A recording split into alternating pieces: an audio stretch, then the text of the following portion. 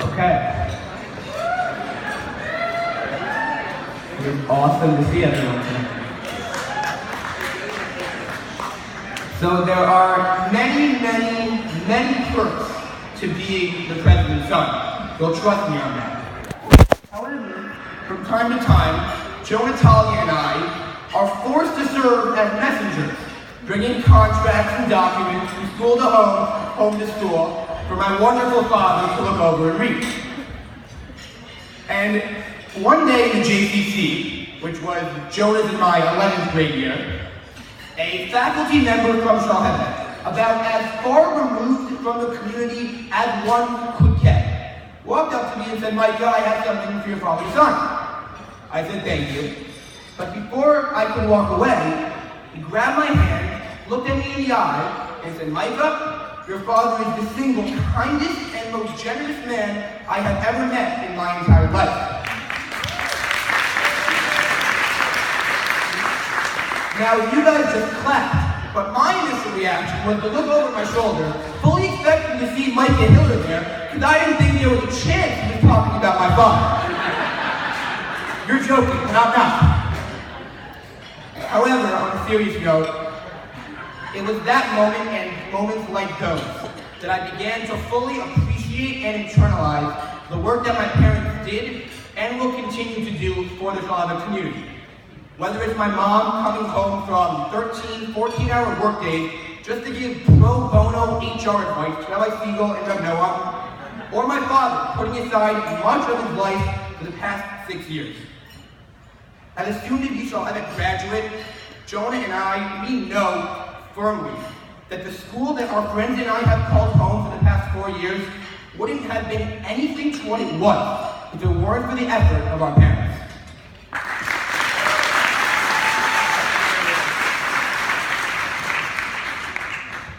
When my dad first became president, I was in 4th grade. High school was not even on my radar.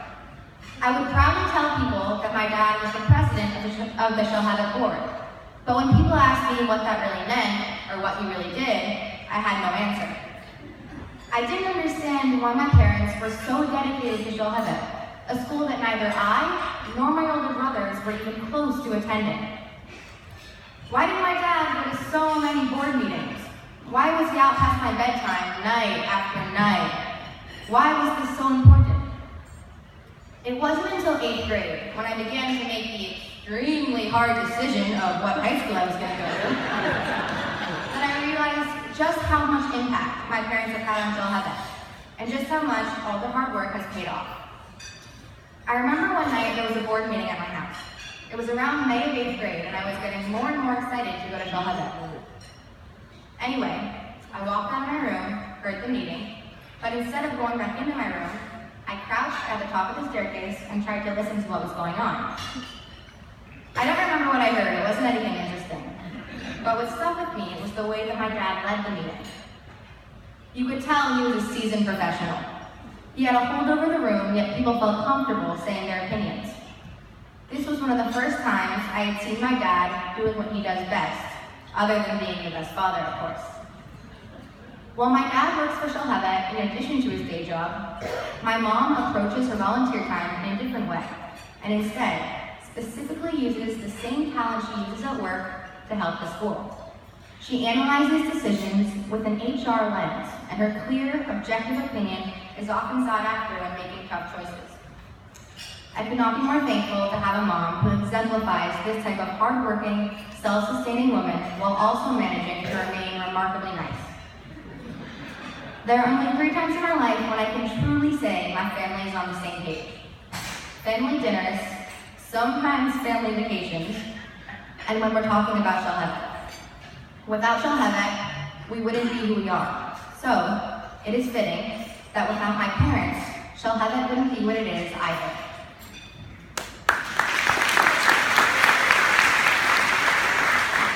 Kind of hard to follow that up. Okay, so I would like to take a moment for myself to recognize the dedication and the amount of hard work that both of my parents have put into Shalhavet really over the past 10 plus years. And I don't mean to discount or to say that it's less important the financial contributions that people make at this school. The capital campaign is still going on, right, Fred? But the point that I want to make is really what struck me as really over like the seminal, the forming moments of my childhood was the dedication that both my parents had to Shahada.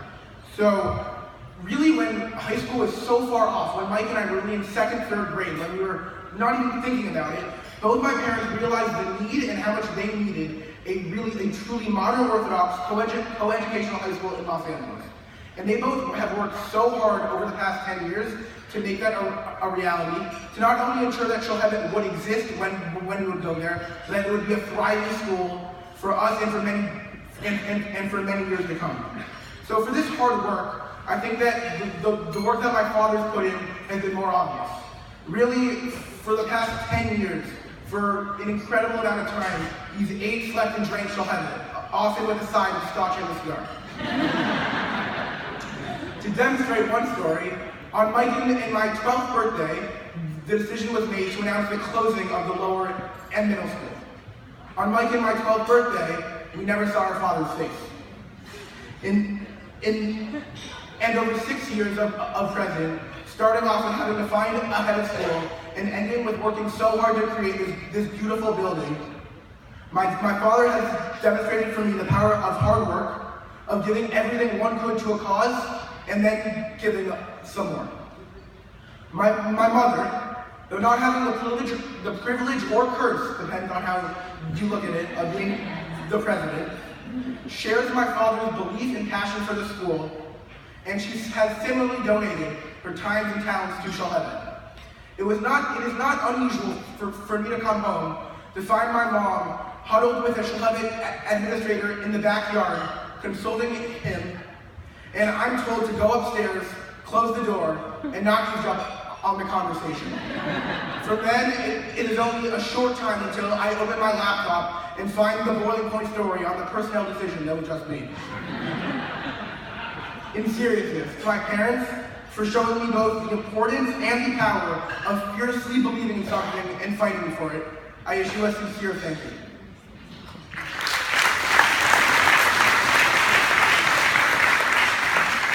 Finally, I have the honor of introducing our incomparable head of school, Rabbi Ari Siegel. The first time I met Rabbi Siegel was when he stayed at our house when he visited our community for a Shabbat the year before he was hired.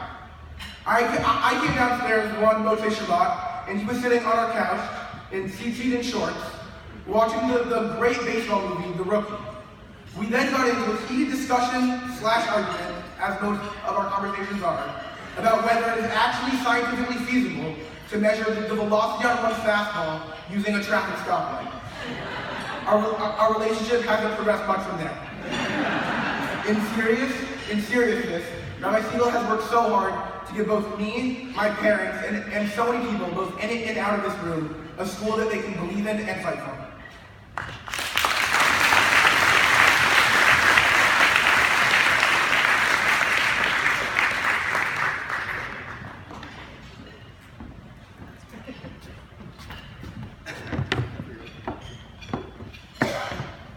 Good evening.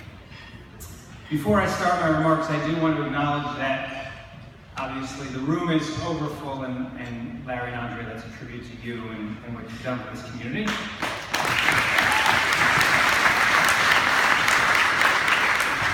There are a few people I think it's important to mention before I move forward. There are many communal leaders who have joined us here tonight. Rabbi Sufrin, Rabbi Wilk, Rabbi Muskin, Rabbi Kligfeld, Rabbi Konevsky, Rabbi Weiss, Rabbi Mahler, many of your spouses who are there to support you, Gill Graff from the BG, Miriam from Hess from the BG, and I forgot that she's your cousin, but Melissa Balaban, the Executive Director of INCAR, are all here, and all of you play an integral role in the community, and supporting Shulhevet speaks volumes to us about our partnership. And so I thank all of those rabbis and communal professionals for being here tonight.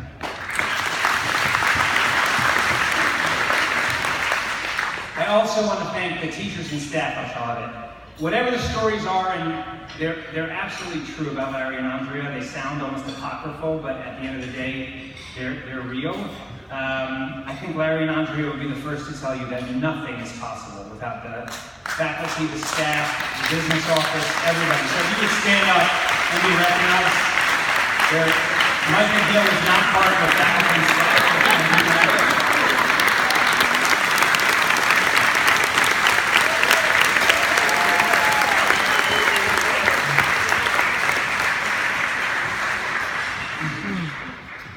So it was a cool, clear night in November, I believe 2 years ago.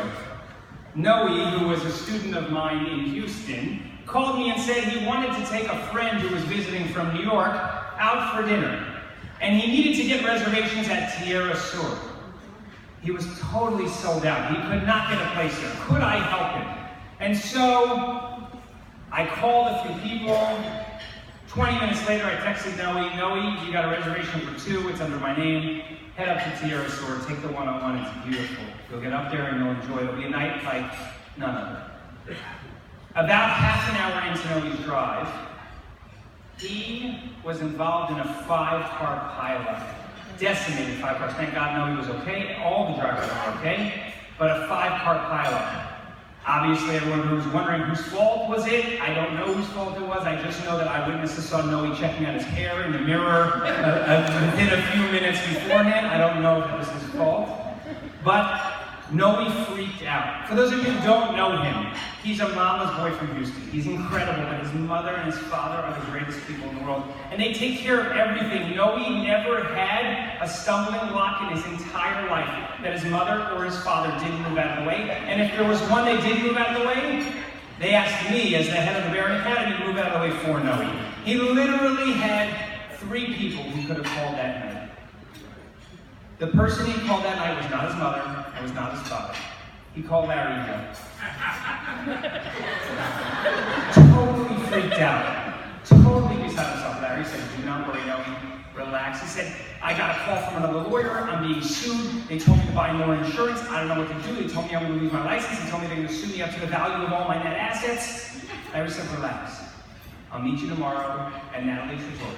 And what Larry did was, he took 3 hours out of his day, and as simple and little as this sounds, Larry met with Noe, a person he knew for maybe 2 or 3 months, and until Noe was calm, until Noe felt comfortable, Larry did not get up from that seat. Larry made Noe sit there until he was relaxed. And I'll bet you, I'd be willing to bet anything, that there are more than 50 people in this room who have called Larry for that exact same kind of thing. Larry, I need some help. You're the only, I just need to call you. And my question when I thought about this was, because I have to tell you, I've given a lot of Gala speeches. I've never given a Gala speech where I felt like I had an imperative to share with everyone in the room just how incredible the honors are. I've always wanted to share that. There are partnerships with incredible leaders, but I've never had a partnership as deep as I've had with Larry and Andrea, and I want to share that with you. And so I wondered, what is it about Larry that makes people call him? What is it about some leaders that demand, they're magnets for our support? We reach out to them. Simon Sinek, a management theorist, said the following, and I think this is the insight. Management and leaders are people who make others feel secure. They're the people who draw others into their circle of trust. And listen to what Sinek says, because I can't think of a more appropriate paragraph to describe that. Leaders are the ones who are willing to look out for those to the left of them and those to the right of them. They are often willing to sacrifice their own comfort for ours, even when they disagree with us. Leaders are the ones who are willing to give up something of their own for us. Their time, their energy, their money, maybe even the food off their plate. When it matters, Sinek says, leaders choose to eat last. In 5 years that I've known Larry, and that includes literally countless disagreements, and that's a generous term for sometimes how Larry and I argue, he has always put the school first. Always. Whether it's his kids, and that may not be the most wise parenting move, but he always puts the school first. He's never asked for special treatment other than parking at the basketball tournament and tonight. But aside from that, Larry's never asked for that. He always eschews the spotlight in favor of spending time and energy to support us behind the scenes. Every single one of us, faculty, staff, your friends, Larry, feel this way. And in response, we offer our blood, sweat, and tears to you.